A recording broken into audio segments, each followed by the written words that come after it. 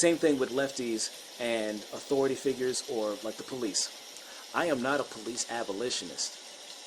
I don't want, so what? So you want to set up so here's the thing, here's the problem, is that,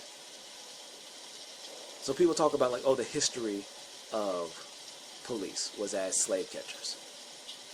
It's like, okay, and that the discrimination towards black people is continued and practiced by those, whether they be white or not white, because it's a general stereotype that exists about, black people and especially younger black folks and their, proclivity towards, committing violence and abuse and stuff like that, right? I'm not one of these goofy lefties that believes that, oh, because an organization was founded and has done negative things, that means you get rid of the thing in general. I don't want a random coalition of people just from around the block who have their own beefs, who have their own, biases, and don't go through any type of standardized, procedure for vetting if they're actually fit for this line of work. Because no matter what your value system is, no matter what code that you have, you're gonna need somebody there to enforce that value system. And that doesn't mean, and the qualifications for being an enforcer, and of course this is the criticism that we can of course make of the institution as it is now. But the thing is, the issue isn't then just getting rid of every single cop that exists or closing down every single prison that exists. Because there's still going to be people who do these really negative, nasty fucking behaviors, and we're going to know that they did it, and the longer that they stay out in the general public, the more harm that they're going to do.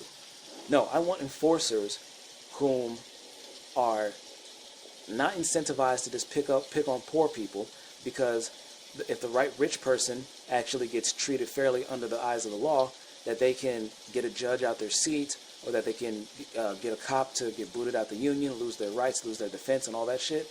But that cops who are, perpetuating the violence, perpetuating the bullshit, or just being able to skate with, either committing domestic violence or then themselves operating like a gang, dealing drugs or any type of corrupt fuckery, or even just, more bureaucratic shit like fudging reports, or the whole ticket quotas thing. There needs to be, disruptions to that. But that doesn't mean getting rid of the police. That shit that happened, that autonomous zone that happened, what was in Seattle? I forget the name of it. But what I recall is at least 2 or 3, and I think black men, were shot.